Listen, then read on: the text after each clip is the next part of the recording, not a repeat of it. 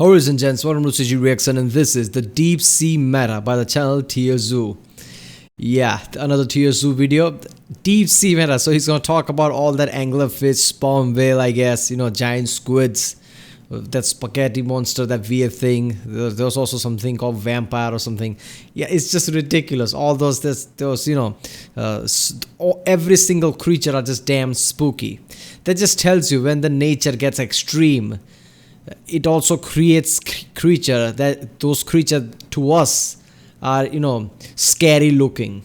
So there is this mentality we have, like this is a psychological thing. Something that looks scary to us is just something that just psychological thing.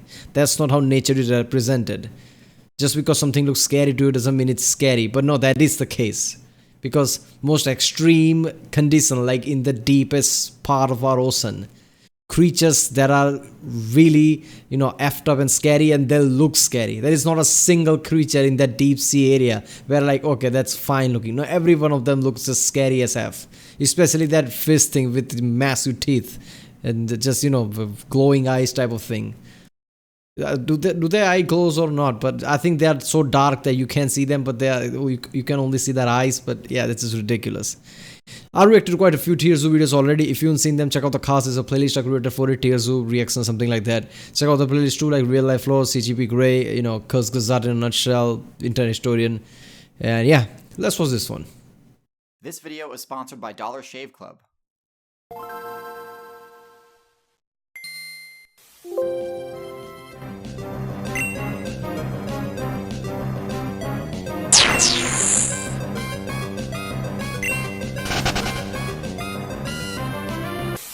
The different what just happened there? What the hell just happened?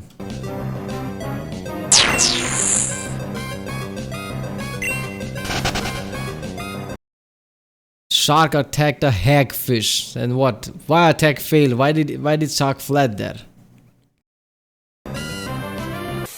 The different servers in this game all have the same basic mechanics and gameplay.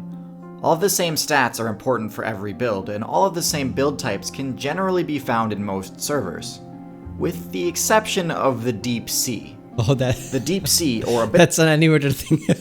That's Finding Nemo shit, right?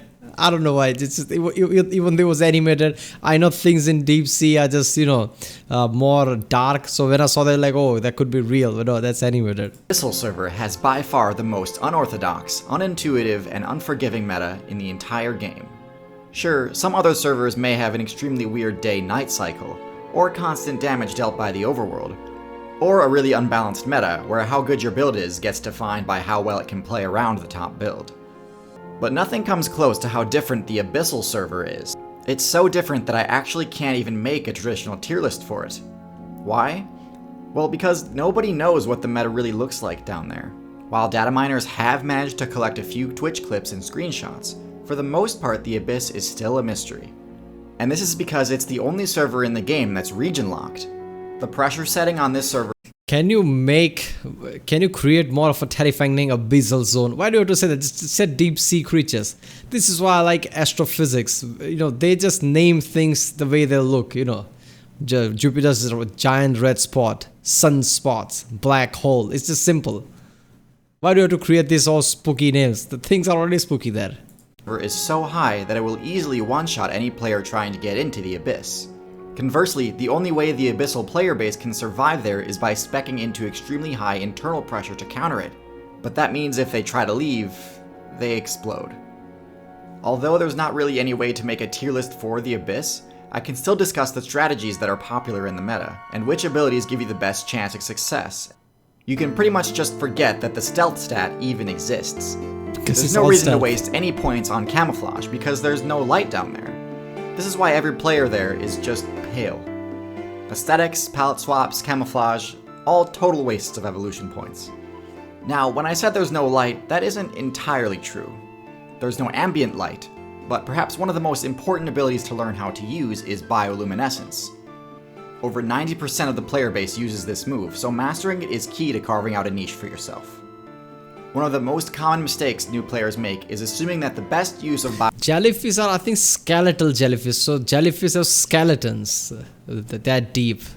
Those jellyfish have skeletons. That's just weird, isn't it? bioluminescence is to see. Make no mistake, trying to use Headlights. bioluminescence as a flashlight in order to spot other players is easily the worst use of this ability. Yeah, exactly. Bioluminescence won't help you find other players, but it will help other players find you. This is like one of those horror movies where people just walk around, they can't see in the dark, so they're flashing the flashlight in their hand. You can't see more than 4 feet, but people, the thing that is hunting you can see you from 100 meters away because you're flashing around with the flashlight in your hand. This is just like that. Oh, I can see something. No, you can't see more than 2 feet. But that, I guess, the giant squid or whatever in the distance can see you now. And so you need to be very careful about how you use this ability. Otherwise, you might end up giving your position away to an enemy player. The best uses for this ability are to communicate and to bait. Yeah. Communication is pretty self-explanatory. You can use bioluminescence to talk to other players, signaling danger or finding other players to party up with. But perhaps the more infamous use of bioluminescence is as bait. Both viperfish and anglerfish are both prime examples of this, using their glow to attract other players looking for a free win. Both are severely lacking in mobility and rely on their trap in order to get their targets within the striking range, but make up for it with their ridiculously high damage bite attack. This can be a double-edged sword though, since if a more powerful player is nearby, you're still giving away your location. A few other niche uses can be to use light as a distraction, almost like throwing a flashbang or flare, somewhat similar to the octopus's smokescreen ability. The other most important thing to know about the Abyss meta is how to survive in a server centered not around plants and herbivores, but around scavengers. Without light, no loot actually spawns down there, at least not in the form of plants. Luckily, there's no better area in the game to be a scavenger, because every elimination from the open ocean server leaves behind loot that falls to the abyssal seafloor. When a whale player gets defeated, it can turn the ocean floor into a year-long party, where players that would normally be enemies come to enjoy the event together. That is true, isn't it? Anybody dies in top of like some giant whale or something, dies and sinks, it's basically going to the deep sea level. That is true. One major player that tends to show up at these but is rarely seen anywhere else is the Sleeper Shark, a build which, admittedly, I should have included in my shark video. Sleeper Sharks have the lowest mobility of any shark, instead having chosen to put their points into resistances, like pressure resistance, acid resistance, and temperature resistance. And unlike certain other extremophiles, these perks actually come in handy at the bottom of the ocean, especially near vents and volcanoes. Apparently this build has a great matchup against the Colossal Squid, but because neither the Colossal Squid nor Sleeper Shark have ever attended a major tournament, most players, myself included, have yet to see how on earth Sleeper Sharks can win that matchup. The last thing I want to highlight is the unmatched success of the Tube Worm. It's found a way to tap into an infinite source of XP by making great use of the heat resistance perk. They've got completely uncontested control over one of the game's resources. Even Sleeper Sharks can't handle that level of heat, so these players can basically just farm as much XP as they want. Now, if someone were to come up with a Predator build that could resist the heat of the hydrothermal Tube Worm, just seeing that making me creep out, damn. Vent, and also be powerful enough to pierce the armor of the Tube Worm, they could potentially get a really high score very quickly. But so far, it's never been done, and so for now, Tube Worms pretty much rule the Abyss. Now, one last thing you might notice is that none of these builds have any hair. Is this because mammals can't really survive in the Abyss? Maybe, but it's also possible that the Abyssal community happens to be huge fans of Dollar Shave Club. Dollar Shave Club has everything you need to help you look and feel your best, like toothpaste. That was funny. DollarShaveClub.com versus TierZoo.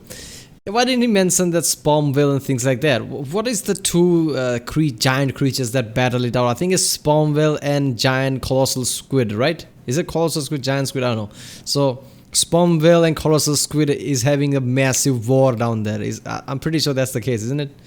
Yeah. Deep sea is just ridiculous. Ugh. The Hadal zone and the naming alone frightens you. Damn, that's just effed up. People who just go down there, taking that, high pressurized submarines, they have some balls, because what if giant squid suddenly decides to, attack the submarine? Submarine's already at the critical stage, about to break, and now the giant squid attacks. So yeah, colossal squid, whatever. Yeah. This was awesome. Alright people, if you like my reaction, don't forget to like and subscribe. Check out the Rick Sunday, there's a link in the description. Check out the cast for the place, check out the end cards, and yeah, I'll see you next time.